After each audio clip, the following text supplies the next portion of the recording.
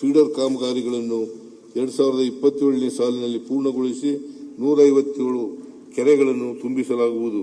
ಉತ್ತರ ಕರ್ನಾಟಕದ ಮಹತ್ವಾಕಾಂಕ್ಷೆ ಯೋಜನೆಯಾದ ಯುಕೆಪಿ ಸ್ಟೇಜ್ 3 ಯೋಜನೆಯಡಿ ಆಲ್ಮಟ್ಟಿ ಅಣೆಕಟ್ಟನ್ನು 519.6 ಮೀಟರ್ ಇಂದ 524.256 ಮೀಟರ್ಗೆ ಎತ್ತರಿಸುವ ಕಾಮಗಾರಿಯಿಂದ ಮುಳುಗಡೆಯಾಗುವ ಜಮೀನುಗಳು ಹಾಗೂ ನೀರಾವರಿ ಕಾಲುವೆ ಜಾಲಕ್ಕೆ ಅಗತ್ಯವಿರುವ ಭೂಸ್ವಾಧೀನ ಪ್ರಕ್ರಿಯೆಯಲ್ಲಿ ರೈತರು ಮತ್ತು ಸಂತ್ರಸ್ತರ ದೀರ್ಘಕಾಲದ ಬೇಡಿಕೆಗೆ ನಮ್ಮ ಸರ್ಕಾರ ಸ್ಪಂದಿಸಿ ಪರಿಷ್ಕೃತ ಒಪ್ಪಂದದ ದರಗಳನ್ನು ಅನುಮೋದಿಸಿದೆ.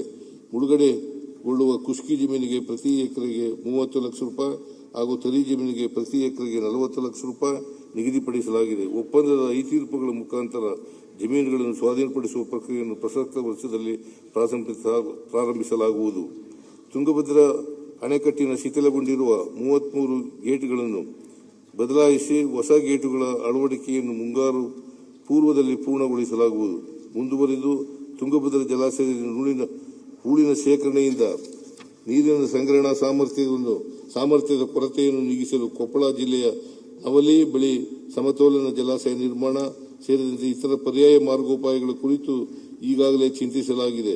ಇವುಗಳಲ್ಲಿ ಸಮಯೋಚಿತ ಪರ್ಯಾಯ ಮಾರ್ಗದ ಕುರಿತು ನೆರೆಯ ಆಂಧ್ರಪ್ರದೇಶ ಹಾಗೂ ತೆಲಂಗಾಣ ರಾಜ್ಯಗಳೊಂದಿಗೆ ಸಮಾಲೋಚಿಸಿ ತುಂಗಭದ್ರಾ ಮಂಡಳಿಯ ಸಹಮತಿಯೊಂದಿಗೆ ಯೋಜನೆಯನ್ನು ಅನುಷ್ಠಾನಗೊಳಿಸಲು ತೀವ್ರತರವಾಗಿ ಪ್ರಯತ್ನಿಸಲಾಗುವುದು. ಮಹದಾಯಿ ಕಣಿವೆಯ ಕಳಸಾ-ಬಂಡೂರ ನಾಲಾ ಯೋಜನೆಗಳಡಿ ಅರಣ್ಯ ತೀರುವಳಿ ಪಡೆಯಲು ರಾಜ್ಯ ಸರ್ಕಾರವು ಕೇಂದ್ರ ಪರಿಸರ ಸಚಿವಾಲಯ ಮತ್ತು ರಾಷ್ಟ್ರೀಯ ವನ್ಯಜೀವಿ ಮಂಡಳಿಯಲ್ಲಿ 2 ವರ್ಷಗಳಿಂದ ನಿರಂತರ ಪ್ರಯತ್ನಿಸಿದ್ದರೂ ಈವರೆಗೆ ತಿರುವಳಿ ಲಭಿಸಿರುವುದಿಲ್ಲ. ಈ ಯೋಜನೆಗಳಿಗೆ ಈಗಾಗಲೇ ಗುತ್ತಿಗೆ ವಹಿಸಲಾಗಿದ್ದು, ಕೇಂದ್ರ ಸರ್ಕಾರದಿಂದ ಅರಣ್ಯ ತೀರುವಳಿ ದೊರೆತ ಕೂಡಲೇ ಕಾಮಗಾರಿಗಳನ್ನು ಪ್ರಾರಂಭಿಸಲಾಗುವುದು. ಈ ವಿಳಂಬದಿಂದ ರಾಜ್ಯ ಸರ್ಕಾರ ಹೊರೆ ಹೆಚ್ಚಾಗುತ್ತಿದೆ.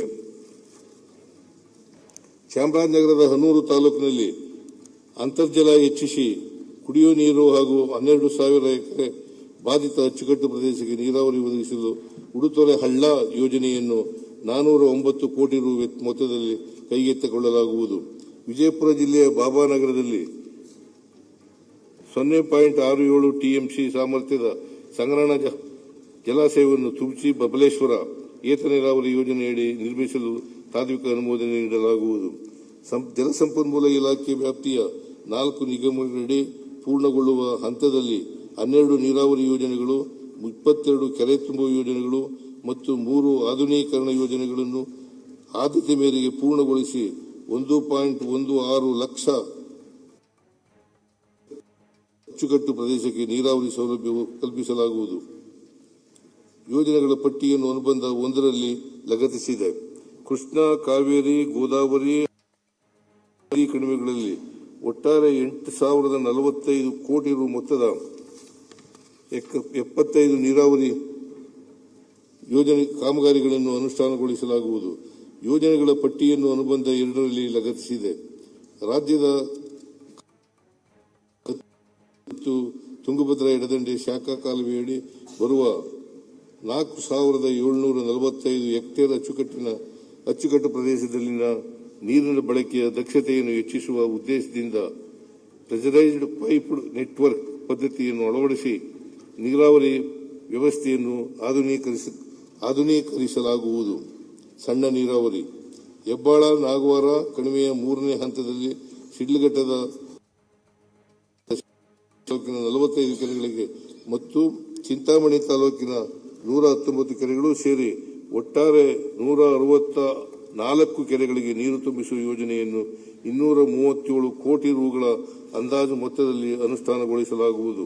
ಹೊಸಕೋಟೆ ತಾಲೂಕಿನ ಸೂಲಿಬೆಲೆ ಮತ್ತು ನಂದಗುಡಿ ಹೋಬಳಿಗಳ 59 ಕೆರೆಗಳಿಗೆ ಎಚ್ಎನ್ ವ್ಯಾಲಿ ಯೋಜನೆ ಸಂಸ್ಕರಿಸಿದ ತ್ಯಾಜ್ಯ ನೀರನ್ನು ಏತ ನೀರಾವರಿ ಮೂಲಕ ತುಂಬಿಸುವ ಕಾಮಗಾರಿಯನ್ನು 140 ಕೋಟಿ ರುಗಳ ಅಂದಾಜು ಮೊತ್ತದಲ್ಲಿ